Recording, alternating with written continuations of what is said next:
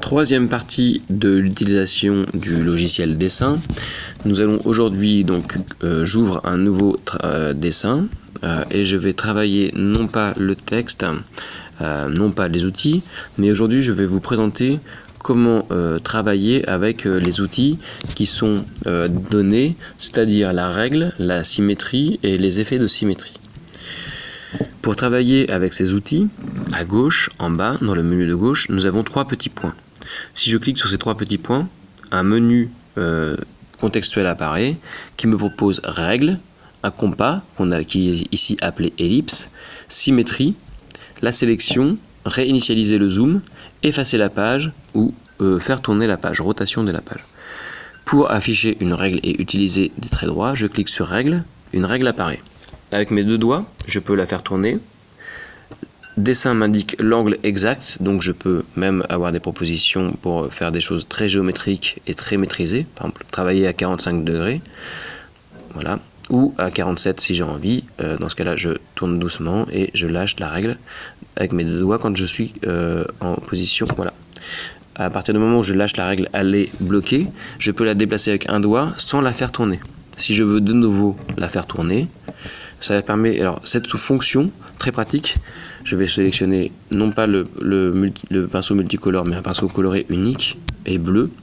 Cette fonction permet de travailler des lignes parallèles sans difficulté. Il suffit de déplacer la règle et de tracer, de faire glisser le doigt le long de la règle pour tracer, comme on ferait avec un crayon habituel. Si je travaille avec un trait très fin, je peux avoir l'usage de traits très fins qui est du coup très intéressant pour travailler la précision et la finesse des traits et la progressivité de la largeur de mon trait. Donc cela permet de tracer des traits et voilà, qui sont absolument parallèles, en déplaçant la règle de manière très facile. Si avec deux doigts je fais tourner de nouveau ma règle, je peux la déplacer, choisir un autre angle et à partir de là travailler d'autres traits, voilà, et travailler le rythme et la composition de ces traits. Voilà globalement pour l'usage de l'outil règle. À vous d'en développer d'autres usages autant que vous voudrez. C'est un outil qui peut être passionnant pour certains cas des élèves qui veulent travailler sur les formes abstraites ou des choses qui ont besoin de lignes droites. Voilà pour l'outil règle. Pour enlever l'outil règle, je clique en bas à gauche du menu. Je clique sur règle, vous voyez pour l'instant elle est orange, je clique dessus et ça disparaît. Je peux à nouveau tracer des traits à la main. J'annule en cliquant sur la flèche retour. Et je vais maintenant vous présenter, je vais cliquer en bas à gauche sur le menu et j'ai l'outil gomme qui consiste à effacer toute la page. Voilà, je reviens à 0, je reclique sur le menu en bas à gauche, les trois petits points. J'ai utilisé l'outil gomme. Maintenant je vais vous présenter l'outil ellipse. L'outil ellipse, c'est un outil qui permet de, à droite, en cliquant à droite du cercle, là, ici, je peux faire varier le diamètre. En cliquant en bas, je peux faire varier l'épaisseur, donc le côté circulaire de mon compas, c'est-à-dire transformer mon cercle parfait en une ellipse, c'est-à-dire une ellipse, un cercle aplati. Qui va être donc une forme de ovale. Donc je reviens ici au maximum sur le cercle et en haut je peux le faire tourner. Ce qui est intéressant, c'est qu'en faisant tourner, je peux faire tourner mon ellipse. Donc voilà, je peux mettre mon ellipse et donc mon ovale comme je veux. Modifier, aplatir mon cercle, agrandir, revenir au cercle parfait. En fait, je ne peux pas aller plus loin que le cercle. Si je veux faire plus grand, je fais aplatir l'ellipse. Je fais agrandir en cliquant sur les deux petits chevrons opposés, en bas ici, en bas à gauche. Et je peux faire tourner si j'ai besoin. En cliquant sur l'outil rotation, je peux faire tourner ma forme elliptique. Si je veux revenir à une forme de compas, hop, là j'ai cliqué sur la croix pour recommencer. Je reviens au menu. Je fais effacer la page parce que j'avais mis deux petits traits sans faire exprès. Ici, je reviens sur ellipse.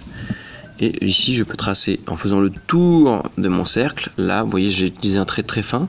Cela se voit à peine. Mais si je déplace ici hop, voilà, en cliquant n'importe où, je peux tracer un trait qui va suivre le centre de... voilà. Et ça sera, je peux même faire varier mon doigt dans n'importe quel sens. Le trait ne sera tracé que autour du point, le point circulaire sur lequel j'ai cliqué. Si je veux faire varier mon guide, c'est beaucoup plus... voilà, je peux faire varier la taille par défaut, mais ça ne changera pas grand-chose. L'outil rond, l'outil compas est appliqué automatiquement, même si ici vous voyez l'outil compas est l'air plus petit. Si je clique vers la droite de l'image à côté de mon bord, je vais pouvoir faire tourner, voilà, mon doigt, même si l'outil de sélection n'a pas été, voilà, et est encore, vous voyez ici, plutôt au centre. Je vais effacer pour recommencer. Voilà, donc j'ai bien l'outil de sélection qui est l'outil compas, ou dit ellipse. Pour l'enlever, de nouveau, je clique dessus et il disparaît. Maintenant, je vais vous présenter l'outil symétrie. L'outil symétrie est très riche, puisqu'il comporte 4 modes différents.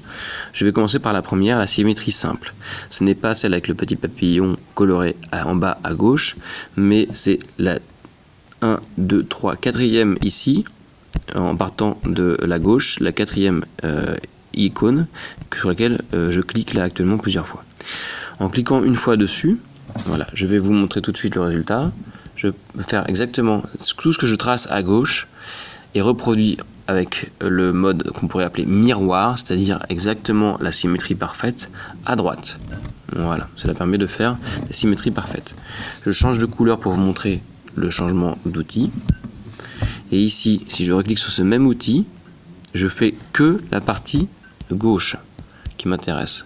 Voilà, si je passe à droite, je peux dessiner à gauche, j'ai un miroir automatiquement qui se dessine, j'ai l'effet miroir qui est activé. Dès que je passe sur la partie de droite, ça n'est plus efficace. La différence entre ces deux fonctions, c'est que si je reviens à nouveau en cliquant, vous voyez les deux côtés là sont plutôt grisés. Les deux courbes sont grisées sur mon outil, mon pictogramme ou mon icône en bas, dans le menu du en bas. Là, c'est que là, en passant en vert, vous allez voir la différence. Si je travaille aussi bien du côté gauche, je passe de l'autre côté droit, je peux continuer mon travail. Là, je suis à droite, et je reviens sur le côté gauche, et voilà, les deux côtés sont pris en compte. Les deux côtés de la tablette sont pris en compte. Alors que si je reviens en mode là, vous voyez, je reviens de cliquer sur l'icône. Je vais effacer la page pour bien montrer la différence. J'ai que une courbe de gauche qui est allumée, qui est noire. Là, je trace mon trait à gauche. Si je passe à droite, là, je suis en train de dessiner à droite, il ne se passe rien. Voilà comment on peut, voilà, faire quelque chose de différent et de très symétrique. Voilà. C'est juste la gestion des côtés. Pour faire des animaux, par exemple, c'est très bien. Ensuite, j'efface la page. Et je vais vous montrer le côté symétrie utilisé avec la géométrie. Le principe de cette symétrie, c'est que nous avons décomposé ici la page, la surface, en 8 parties qui sont divisées à partir du centre. Si je clique à un endroit et que je dessine, donc à partir de cet endroit, je vais prendre par exemple du jaune. Si je clique à un endroit, mon trait, le trait que je fais, va être automatiquement reproduit symétriquement sur toutes les autres parties.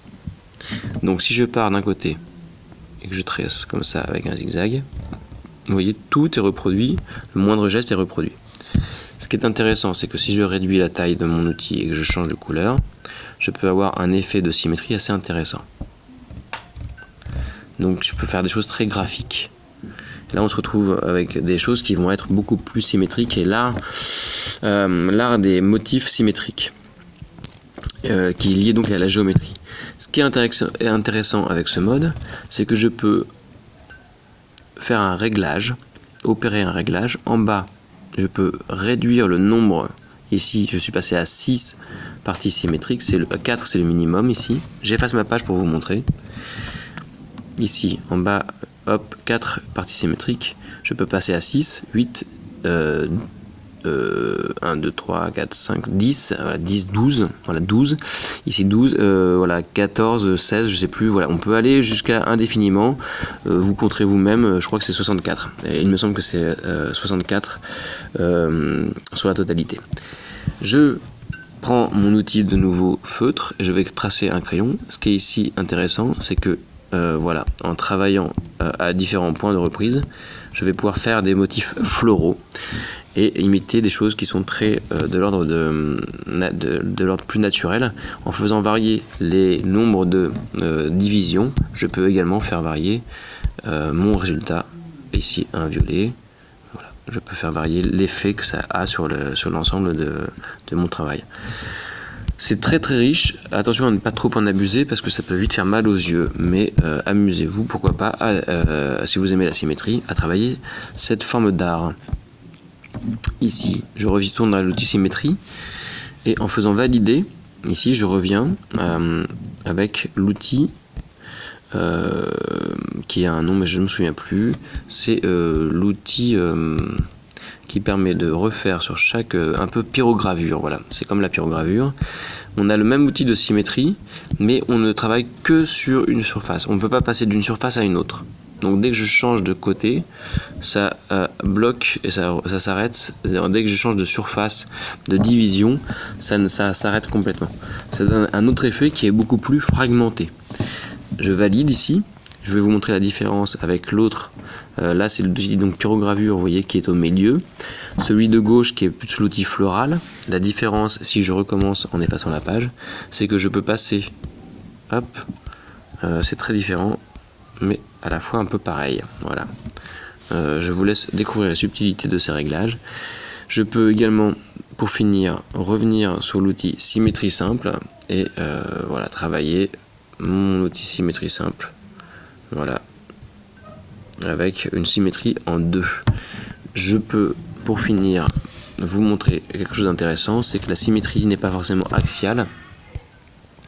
Elle peut être également horizontale, c'est-à-dire on peut avoir un effet de symétrie horizontale. Voilà.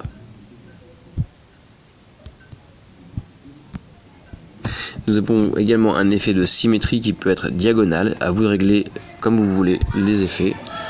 Je vous montre ici les possibilités et non pas une réalisation concrète artistique, parce que c'est vraiment très expérimental. Voilà, vous voyez là, nous avons l'effet de miroir qui est diagonal. Avec des chevrons ici, voilà, on peut dessiner des chevrons, des spirales, et voilà, enfin on peut faire tout ce qu'on veut. Il n'y a pas de limite à notre imagination à partir du moment où nous avons décidé de travailler avec cet effet de symétrie. Voilà, à vous d'inventer la limite qui sera la vôtre. Voilà, je valide et j'enregistre avant de quitter. Et ici, de cette manière, je pourrais retravailler de nouveau ma composition si je ressens le besoin. Ici, en cliquant sur pinceau, je retrouve mon calque que je peux effacer pour recommencer à 0. Voilà, merci pour le numéro 3 d'avoir suivi ça. Et là, j'ignore pour ne pas enregistrer. Et voilà, la leçon numéro 3 est finie. L'utilisation de l'outil symétrie.